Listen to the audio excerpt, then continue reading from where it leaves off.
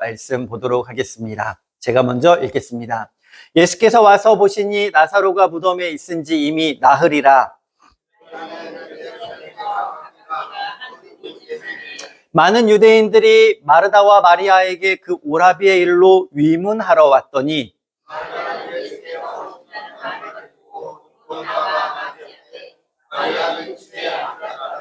마르다가 예수께 여짜오되 주께서 여기에 계셨더라면 내 오라버니가 죽지 아니하였겠나이다.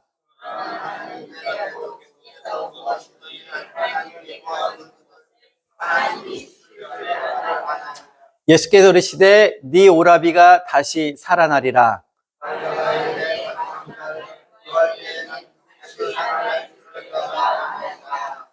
예수께서 이르시되 나는 부활이요 생명이니 나를 믿는 자는 죽어도 살겠고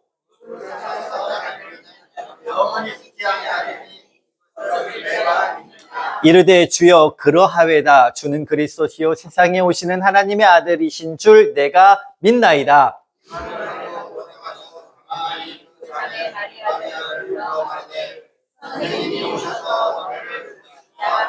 마리아가 이 말을 듣고 급히 일어나 예수께 나아가매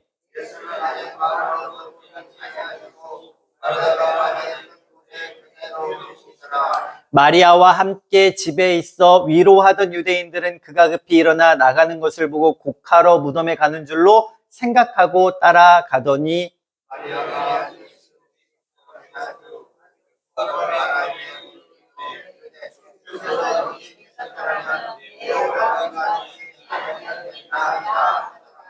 예수께서 그가 우는 것과 또 함께 온 유대인들이 우는 것을 보시고 심령의 비통이 여기시고 불쌍히 여기사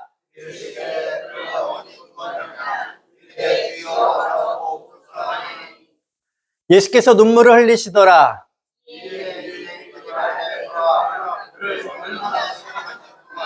함께 읽으실까요? 그 중에 어떤 이는 말하되 맹인의 눈을 뜨게 한 이 사람이 그 사람은 죽지 않게 할 수 없었더냐 하더라. 아멘. 한번 따라해 보시겠습니다. 부활이요 생명. 이것을 네가 믿느냐? 믿으십니까? 진짜 믿으십니까? 이번 주와 다음 주에 연이어서 나사로가 병들었던 것과 나사로가 살아나는 것에 대해서 이 사순절 기간에 하나님의 말씀으로 2주간 은혜를 나누고자 합니다. 요한복음에는 7가지의 표적이 등장합니다. 물이 포도주가 되게 하고 왕의 신하를 고치시고 38년 된 병자를 고치시고 오병이어의 기적과 날 때부터 소경된 자의 눈을 뜨게 하는 것. 그리고 마지막 표적은 하이라이트처럼 죽은 나사로를 살리시는 이 7가지 표적이 요한복음에 등장합니다. 요한복음에 몇 가지 표적이 나온다고요? 7가지입니다. 7이라는 숫자는 우리가 참 가까운 숫자이기도 합니다. 하나님이 만드시고 7째 날에 안식하셨듯이 요한복음에도 아마 이 7이라는 숫자와 7가지 표적이라는 숫자도 완전함을 의미하는 뜻으로 7가지 표적, 그리고 마지막의 표적은 죽은 자를 살리시는 것으로 마침을 내리고 있습니다. 가나안 혼인잔치를 통해 물이 포도주로 바뀌시는 것은 결핍의 풍요를 바꾸시는 기쁨의 근원이신 예수님을 표현합니다. 가나안 혼인잔치 가나에서 왕의 신하들을 고치시는 것은 공간을 초월하여 말씀만으로 치유하시는 말씀의 능력, 권능이신 예수님을 나타내고요. 베데스다 연못에서 38년 된 병자를 고치시는 사건은 율법과 정통을 넘어선 안식일의 주인이 그리고 자비의 주님이신 예수님이라는 것을 우리에게 전해주고 있는 겁니다. 오병이어의 사건은 어떻습니까? 굶주린 영혼을 채우시는 생명의 떡이신 예수님을 우리에게 보여주신 사건입니다. 물 위를 걸어오신 예수님은요, 자연 만물을 다스리시는 창조주 하나님, 그분이 예수님이심을 우리에게 보여주고 있는 겁니다. 날 때부터 맹인된 사람을 고치시는 이 사건으로는 영적 소경인 인류에게 찾아오신 세상의 빛 예수 그리스도를 우리에게 드러내십니다. 그럼 이 마지막의 표적은 무엇을 나타내는 걸까요? 결론이기도 합니다. 다 같이 한번 따라해 보실까요? 죽음의 권세를 이기시는 부활이요 생명이신 예수님. 그것을 오늘 말씀을 통해 다음 주까지 함께 은혜를 나누고자 합니다.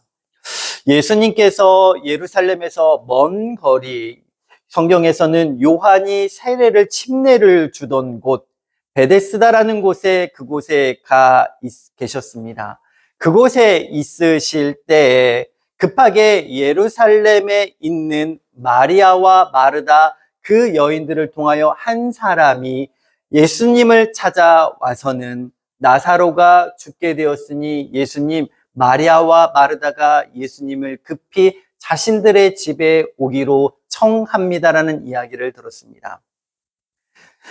예수님이 계신 곳 베레아입니다. 이쪽 베레아 지역이고 지금 나사로가 이야기 마리아와 마르다가 있는 여기 베단이라는 지역입니다.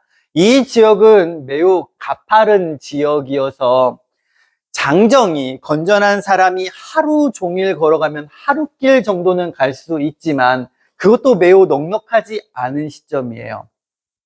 그래서 마리아와 마르다가 베다니에서 자신의 오라비아 병세가 심한 것을 보고 사람이 보내서 하루길을 걸러 베레아에 가서 예수님을 만납니다. 그 소식을 들은 예수님은 뜻밖에도 다른 이야기를 하시는데 그래? 내가 사랑하는 그 나사로가 아팠다고? 근데 죽을 병이 아니야. 그것을 통해 하나님의 영광을 드러내고 하나님의 아들이 영광을 드러나게 했다는 좀 의아한 말씀을 하시면서 그곳에 이틀을 더 유하십니다. 여기에서 사람을 보내서 긴급한 상황에서 하루가 지났고 이틀을 유하시고 예수님이 급하게 하루 정도 걸려서 오셨으니 여기 베레아에 도착하는 시간까지 총 소요된 시간은 4일입니다. 근데 안타깝게도 나사로는 아무래도 마리아와 마르다가 사람을 보내고 얼마 안 있어서 예수님이 만난 하루가 지나서 그곳에서 목숨을 다한 것 같습니다. 죽음이라는 것은 우리 인간의 한계이기도 합니다. 나사로의 위중한 소식을 전해들은 예수님께서는 그 나사로와 어떤 관계였을까? 성경에서는 마리아와 마르다, 나사로가 예수님과 특별한 관계에 있는 관계라는 것을 우리에게 전해주고 있습니다.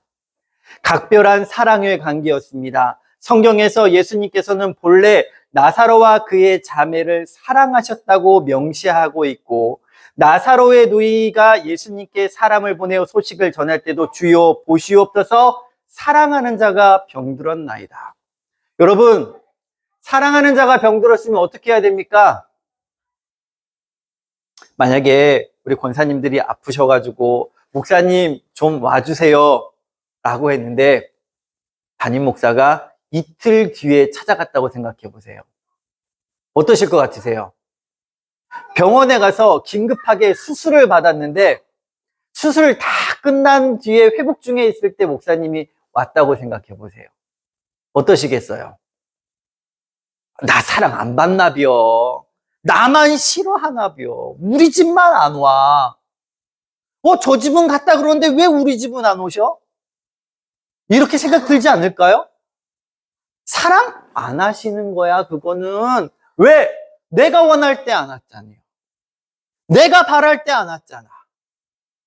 딱 그런 느낌일 것 같아요. 마리아와 마르다 입장에서 기급하게 사람을 보내서 예수님이 근데 그걸 전한 소식을 듣자마자 오셨어도 아마 일은 벌어졌을 터인데, 여러분 그 심정 안에 들어가 보자고요.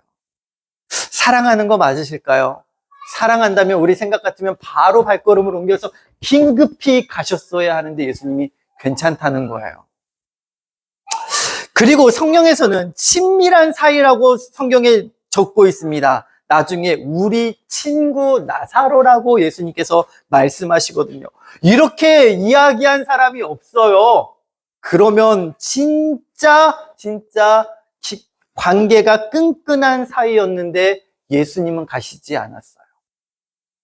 여러분 같으면 서운하시겠죠? 저도 서운하실 것 같아요. 근데 예수님은 왜 그곳에 가시지 않았을까? 곰곰이 생각해 봤어요. 지리적으로 너무 멀어서 35에서 40km 떨어진 상황이어서 거리가 너무 멀어서 못 오셨을 수도 있겠다. 또요, 무슨 이유가 있었을까요? 그곳에서 하시던 사역을 마무리해야 되기 때문에 내가 여기에 일을 좀 마무리하고 가야 되는 상황. 가장 크게 성경학자들이 보는 것은 지금 마리아와 마르다가 있는 곳은 여러분 예루살렘 근처예요.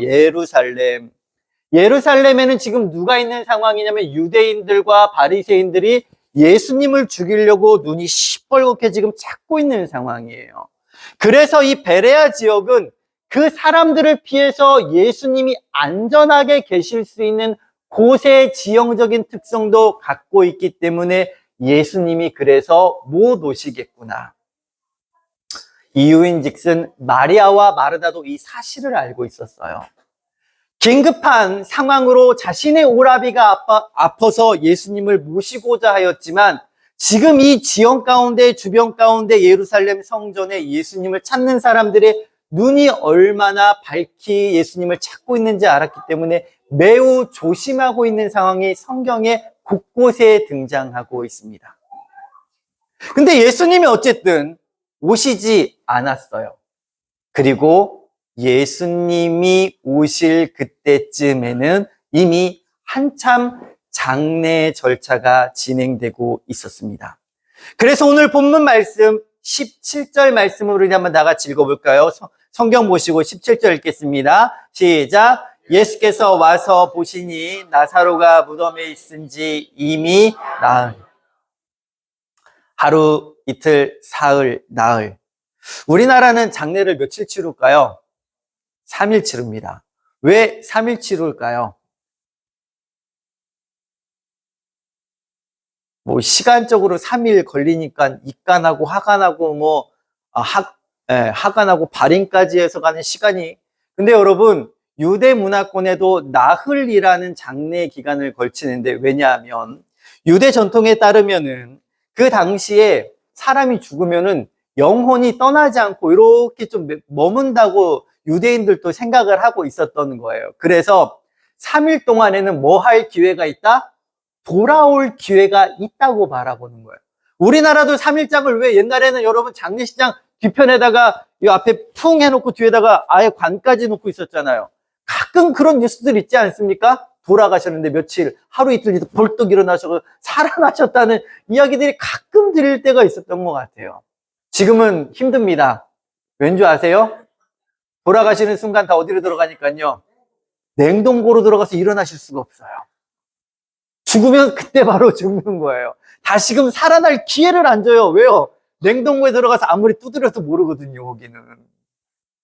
그런 시간적인 여유를 둔 것이고, 3일 안에 살아나지 않았다, 나흘이 됐다는 것은 이미 그 한계가 뭐였다는 걸까요? 지났다는 이야기입니다. 즉, 사람의 힘과 능력으로 우연적으로 신비적인 능력이 나타나더라도 이미 나사로는 뭐 할 수 없는 상태가 되었다? 살아날 수 없는 상황이 되었음을 우리에게 전해주고 있는 거예요. 나흘이라 되었더라. 장례식에 가보시면 아시겠지만 저도 장례식에 갈 때는 어떤 옷을 입고 갑니까? 검은색 옷을 입고 갑니다. 문상 가는 사람들의 예의이기도 해요. 슬픔에 차 있는 것, 배를 뒤집어 쓴 것처럼 슬프기 때문에, 그 슬픔을 나타내기 때문에 밝은색 옷을 입고 가는 것은 신뢰라고 여깁니다. 죽음은 그래서 어둠을 의미합니다. 어둠이라는 걸 뭘까요? 희망이 사라졌다는 것을 의미해요. 저와 여러분의 인생을 살아오시면서 다들 경험해 보셨잖아요. 누군가를 떠나보내고 그때 얼마나 마음이 슬프셨어요. 이거는요, 오래 살고 오래 살지 않고를 떠나서 그 상황에 놓인 모든 사람은 다 슬픔에 놓이게 됐습니다. 근데 슬픔 가운데 마리아와 마르다는 예수님을 오시라고 요청하였지만 예수님이 오시지 않았고, 이미 장례 절차가 모두 끝나고 끝날 때쯤 예수님이 오셨다는 소식을 듣게 됩니다. 그때 마르다가 예수님 앞에 나아갑니다. 예수님 앞에 나아가 예수님을 만납니다. 그런데 이때 예수님께서는 마르다가 예수님께 여쭙습니다. 무엇을 여쭙습니까? 주여, 주께서 여기 계셨더라면 우리 오라버니가, 내 오라버니가 죽지 아니하였겠나이다. 마음의 한탄에 있는 소리였어요. 아, 예수님, 청하셨을 때좀 오셨으면 내 오라비가 살아났을 터인데 왜 늦게 오셨나이까? 왜 늦게 오셨나이까? 그러니까 예수님에 대해 한탄하는 건 아니었어요. 이미 죽음의 문턱을 넘어섰기 때문에 그 희망조차도. 그러나 나는 이제라도 무엇이든지 하나님께서 구하시는 것을, 하나님이 주실 것을 아나이다. 예수님 무엇을 구하시면 예수님 하나님이 무엇이든지 줄 것을 아신다는 거예요. 그 마음이 어떠신지 여러분 아시겠잖아요. 이미 떠났어요. 그러나 다시금 살아날 것에 대한 기대는 하고 있지 못하고, 여기에서 마르다는 예수님 앞에 다시금 이야기하는 그 마음과 삶 가운데 고백하는 것은 하나님이 주실 줄을 뭐 한다는 걸까요? 안다는 거예요. 안다. 여러분, 이 안다는 고백이 믿음의 고백일까요? 지식적인 고백일 거예요. 마르다가 믿음이 없어서 드린 고백은 아니에요. 그러나 내 분명히 하나님의 말씀을 듣고 알을 통하여 고백되어지는데, 이때 예수님께서 그 마르다에게 놀라운 말씀을 전하십니다. 우리 23절 말씀 다 같이 한번 읽어보겠습니다. 23절입니다. 시작! 예수께서 이르시되, 여러분이 약간 대입해 보세요. 여러분이 사랑하는 사람이 돌아가셨는데, 예수님 시대 돌아가서 예수님만 오셨으면 됐는데, 근데 돌아가셨고 이미 나흘이나 된 거예요. 예수님이 늦게 오셔서, 근데 아직 그 집 근처는 아니고 좀 떨어진 곳에서, 왜냐하면 유대인들과 발견되지 않게 하려는 거리적인 시점이 둔 거예요. 즉, 여러분 여기 보시면은 이쪽은 다 어떻게 돼 있죠? 어둡죠. 이쪽은 빛이에요. 요한복음이 구도적으로 지금 마리아와 마르다의 집, 그곳은 어둠이 잠식한 상황입니다. 한계, 인생의 한계, 물질의 한계, 특히나 죽음이라는 어떻게 거역할 수 없는 인생의 한계 앞에 쌓여있는 그들과 세상의 빛으로 오신 예수님이 다가오시는 발걸음. 이미 저기에는 어떠한 희망도 없어요. 근데 예수님이 오셔서 그들에게 전하시는 말씀이 무엇입니까? 네 오라비가 다시 살아나리라. 이 말을 들었을 때 신앙 있는 사람이라고 하여도 이 말을 곧이곧대로 들을 수 있었을까? 어려웠을 거라고 봐요. 그래서 마르다가 고백합니다. 네, 주님, 부활의 때에는 다시 살아날 줄을 내가 뭐 한다고요? 안 돼요. 이 안다는 고백은 무슨 고백인지 아십니까, 여러분? 지식의 고백이에요. 그도 말씀을 알았기에, 맞아요, 주님. 마지막 때에 다시 살아날 거 알아요. 안다고요. 근데 지금이라는 거야, 아니에요. 지금은 아니라는 거예요. 마지막 때에 가서 다시 살아날 거. 주님이 이걸 보시면서 조금 답답하셨던 것 같아요. 25절, 26절 같이 읽겠습니다. 시작. 예수께서 이르시되, 무릇 살아서 나를 믿는 자는 영원히 죽지 아니하리니 이것을 네가. 예수님은 친절하셔요, 여러분. 제가 주님 마지막 날에 다시금 부활하는 것을 알아요. 근데 예수님은 너 왜 믿지 않냐라고 그 여인을 질책하시는 것이 아니라 다시금 설명하시는데, 그 설명은 내가 누군가에 대한 설명입니다. 예수님께서 이르시되, 다 같이 따라, 나는 부활이요 생명이니 나를 믿는 자는 죽어도 살겠고, 무릇 살아서 나를 믿는 자는 영원히 죽지 아니하리니. 이것을 네가 믿느냐? 아는 것에 지식에 멈춰 있던 그 믿음을 예수님께서는 그것을 믿음의 확신으로 지금 이 마르다를 끌고 오시는 거예요. 네가 믿느냐? 이것을 네가 믿느냐? 여러분, 어디에서 들어보셨던 음성일까요? 우리가 며칠 전에도 말씀으로 들었습니다. 실로암못에서 날 때부터 맹인되었던 자가 눈을 떴는데 예수님 나를 낫게 해주신 그분이 안 계신 거예요. 한참 동안 법정에서 2번이나 끌려가서 재판을 갖고 쫓겨났는데 그 쫓겨났을 때 성경을 자녀가 예수님이 그를 찾아와셔서 네가 인자를 뭐 하냐고요? 믿냐고 묻으시는 거예요. 네가 인자를 믿느냐? 이것을 네가 믿느냐? 그럼 여러분 뭐라고 대답해야 될까요? 믿음이 참 어렵기도 하고 쉽기도 한 게 방금 안다고 고백했던 그 여인이 말 한마디만 바꿉니다. 제가 믿습니다, 주님. 예수님께서 이르시되 나는 부활이요 생명이니 나를 믿는 자는 죽어도 살겠고 무릇 살아서 나를 믿는 자는 영원히 죽지 아니하리니 이것을 네가 믿느냐? 주님은 우리에게도 오늘 요청하십니다. 무엇을요? 우리의 믿음을 믿느냐고 말입니다. 하나님의 말씀을 들었으면 그것을 믿느냐고 말입니다. 근데요, 이 한마디가 나오기가 때로는 어려워요.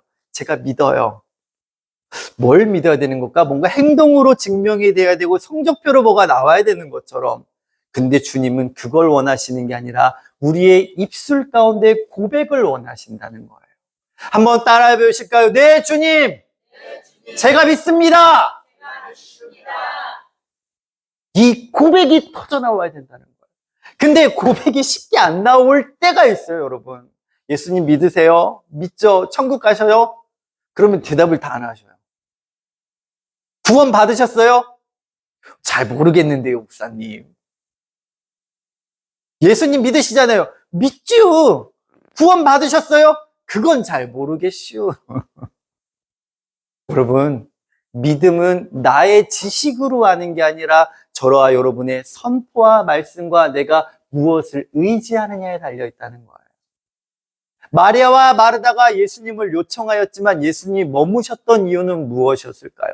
세상의 눈으로 보면은 거리가 멀어서 지리적인 한계가 있어서 예수님이 목숨이 위험해서 예수님이 사역이 남아있어서라고 우리가 답안지로 적을지 모르겠지만 예수님은 그 답이 아니었던 거예요. 오직 한 가지, 예수님이 그 자리에서 사흘 동안 늦게 도착하신 이유는 다 같이 한번 따라해 볼까요? 하나님의 뜻을 구하기 때문이다. 하나님의 뜻은 그들이 요청할 때 가는 게 아니었어요. 더 머물러 있다가 나사로가 완전히 죽음을 맞이하고 그 어떠한 희망과 소망이 끊기는 그때 누가 등장하시려고요? 예수님이 등장하시려던 거예요. 우리는 이해가 잘 안 가요. 왜요? 그 고통 가운데 놓여 있었거든요. 내 오라비가 죽음을 통하여 깜깜한 어두운 가운데 부르짖고 있었거든요. 사람들이 와서 위로하는데 그 위로가 됐겠습니까? 괜찮아, 힘내, 장례식장 가보세요, 여러분. 위로가 됩니까? 이미 뭐 했는데요? 떠났는데요. 이미 살아나지 않는데요. 진짜 위로는 그 안에 누가 찾아오실 때일까요? 예수님이 찾아오실 때예요. 우리 인생 가운데 힘들고 어려움도 마찬가지입니다. 죽음이라는 그늘 앞에 놓여 있을 때도 마찬가지예요. 누가 찾아와 주셔야 됩니다. 예수님이 찾아와 주셔야 돼요. 그래서 장례식장에서 담대히 전할 수 있는 것은 예수를 믿어야 구원받습니다. 예수를 믿어야 구원받습니다. 제가 그래서 여기 매산교회 와서는 장례식을 2번 정도밖에 안 했는데 많이 하는 것도 전혀 좋진 않아요. 떠나가시는 거 얼마나 보기 어려운데요. 하늘문교회 부목사 할 때는요, 1년에 장례를 몇 번이나 치른지 몰라요. 그 교회에서 부목사님 중에서도 장례를 제가 제일 많이 치렀던 것 같아요. 근데 장례식장만 가면 저는 너무 감사했어요. 왜냐하면 부모님이 믿음으로 돌아가셨기 때문에 교회장으로 장례를 치르는데 그 자리에 있는 가족들과 친지들은 교회를 다니시는 분도 있고 안 다니시는 분도 있습니다. 근데 세상 어디에도요, 믿는 자, 믿지 않는 자를 한 곳에 가두어 놓고 말씀을 전할 수 있는 데는 흔치 않아요. 그래서 저는 그때마다 정형화된 말씀을 전하지 않았어요. 예수님만 증거했어요. 예수님 믿으시라고요. 부모님 떠나갔으니 이제 어쩔 수 없다고. 믿음 가지고 천국 가셨는데 여러분 어떻게 하실 거냐고. 여러분은 어떻게 하시겠습니까? 지식으로 아는 것으로 멈추시겠습니까? 아니면 주님이 다가와서 내가 부활이요 생명인 것을 네가 믿느냐고 오늘 또 우리에게 질문하실 때 무엇라 대답하시겠습니까? 주저하지 맙시다. 머뭇거리지 맙시다. 담대히 이야기합시다. 네, 주님, 제가 믿습니다라고요. 주님이 나의 생명이시고 부활이신 것을 믿습니다. 그러니 주님 일하시옵소서. 앞을 보지 못했던 그가 예수님을 만나고 눈앞에 있는 그 사람이 누군지 몰랐습니다. 네가 찾던 그가 나니라. 네가 믿느냐라고 물었을 때 이 맹인이 뭐라고, 눈 떠진 자가 뭐라고 대답했어요? 믿겠다고 하면 그를 따르지 않습니까? 신앙의 고백은 멀리 있는 게 아니에요. 믿음의 고백은 멀리 있는 게 아니에요. 저와 여러분의 삶으로 판단되고 증명되는 게 아니에요. 그러나 예수님을 믿는 그 순간부터는 우리의 발걸음이 주님을 쫓아가는 발걸음인지 아닌지를 주님께서 확인하고 계신다는 거예요. 그게 바로 주님이 찾으시는 열매인 줄 믿습니다. 마리아와 마르다 이 슬픔 가운데 놓인 여인들 가운데 예수님이 그들이 슬퍼 우는 것을 보시고 한탄하셔요. 왜요? 여기에서 저도 예수님이 슬퍼서 우시는 걸까? 근데 느꼈던 게 그거예요. 예수님도 하나님의 아들이시지만 육신을 가지고 처음 살아보시는 발걸음이시잖아요. 근데 아직 예수님도 죽음이라는 것을 경험해보지 못하셨어요. 죽었다가 살아나시기 전이라고요, 아직은. 근데 자신이 사랑하는 자들이 그 인생의 한계, 육신의 한계, 죽음이라는 한계, 즉 권세, 사탄의 권세 앞에 무릎 꿇어서 죽어가고 슬퍼하는 그들을 바라보시면서 주님은 한탄하시다, 분노하셨다라고 여기시는 거예요. 저와 여러분, 이 말씀을 통해 우리는 분명히 깨달아야 할 것들이 분명히 있습니다. 그것은요, 생명의 근원 되시는 예수님을 우리는 매일매일 만나야 한다. 주님을 초청해야 한다. 주님 앞에 나아가 그 앞에 무릎 꿇으며 그분을 인정해야 한다. 그리고 육체적인 죽음을 넘어서는 영원한 생명이 예수님께 있음을 깨달음을 통하여 저와 여러분의 삶을 주님께 의탁하고 주님께 나아가며 포도가지가 포도 줄기에 붙어 있을 때 생명과 열매를 맺듯이 저와 여러분이 주님 부르실 그때까지 예수님께 붙어 있어야 한다는 것입니다.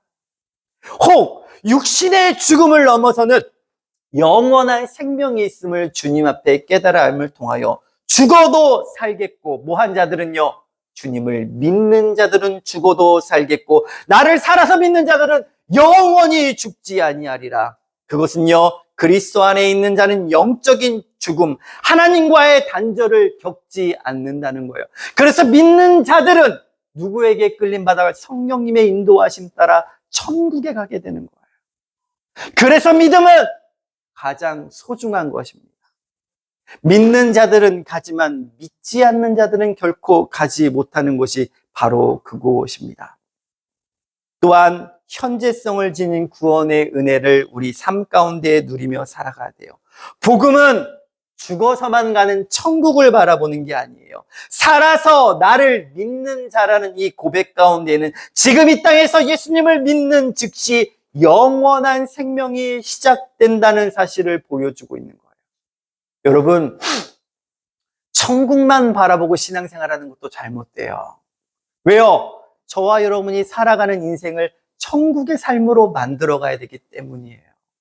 그러니 우리 교회가 외산시장에 나가서 천막을 치고 힘들죠. 앉지도 못하고 버터에다가 소스 붙이고 계란 붙여서 날라드리고 때로는 거절도 안 먹어요. 커피 안 먹어요. 설탕 안 먹어요. 그래도 또 가져가서 드리는 이유는 뭐예요? 주님의 사랑을 그냥 전하는 거예요. 그러면 누가 일하시니까요? 주님이 일하시니까요. 구원의 미래 약속일 뿐이 아니라 오늘 우리에게 주신 하나님의 삶을 다스리는 실제적인 능력이 되길 간절히 소망해요. 그래서 우리 교회 표어가 일상에서 예수님과 동행하자는 거예요. 주님을 나의 일상 가운데 만나지 않으면요, 여러분 고난과 역경이 다가왔을 때 죽음의 현장처럼 어두워질 수밖에 없어요. 그러나 어둠은 찾아올지라도 누가 나의 인생에 찾아오시면요, 예수님이 찾아오시면 주님의 문 밖에서 두드리노니 그것을 여는 자에게는 하나님의 은혜가 넘치는데, 오늘도 저와 여러분의 입술을 열어 다 같이 한번 따라해 보실까요? 주님, 제가 믿습니다. 이 고백이 터져나오길 간절히 소망합니다. 부활이요 생명이신 주님을 내가 믿습니다. 지금은 나의 모습이 연약해 보여도, 내 오라비는 떠나 있는 것 같아 보여도 제가 믿음으로 구하오니 주님 일하시옵소서. 이게 믿음의 고백이에요.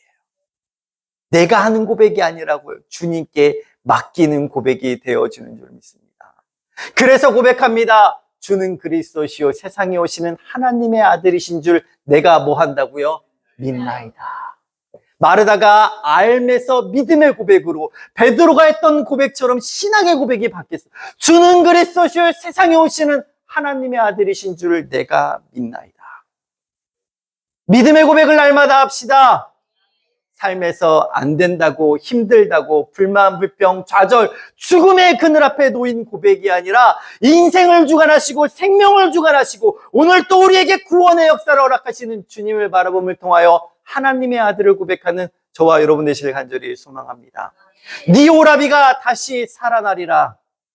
그게 믿음으로 고백되어지게 되는 거예요. 마르다가 이르되 마지막 날 부활 때 다시 살아날 줄 내가 아나다. 그러나 지금 예수님께서 그를 끌어내서 주는 그리스도시요 세상에 오시는 하나님의 아들이신 줄 내가 믿나이다라는 고백으로 그를 올려놓으신 겁니다.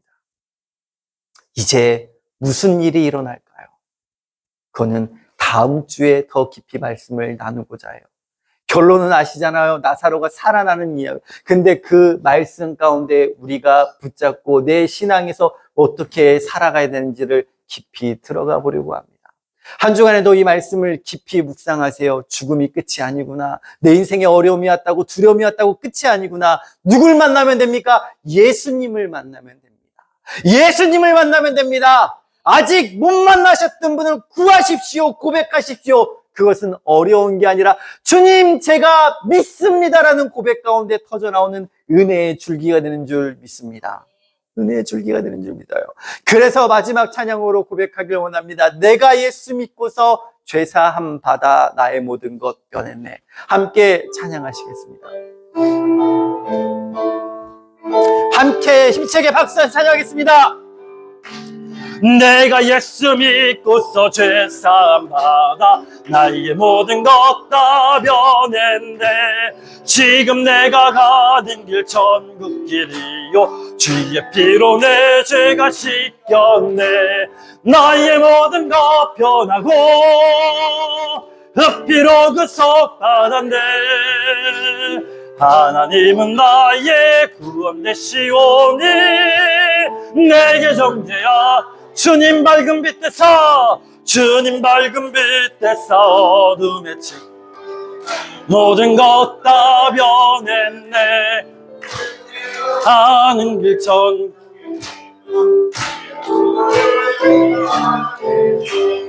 나의 모든 것 변하고 그 피로 그 속 받았네. 하나님은 나의 구원 되시오니 내게 정죄야. 나의 모든 것 변하고 그 피로 그 속 받았네. 하나님은 나의 구원 되시오니 내게 정죄야 먹겠네. 하나님, 오늘 이 시간에도 저희들의 마음을 두드려 주시옵소서. 알므로 끝나는 것이 아니라, 깨달음으로 끝나는 것이 아니라 믿음으로 고백함을 통하여 하나님께서 일하시는 그곳에 나의 삶을 드리며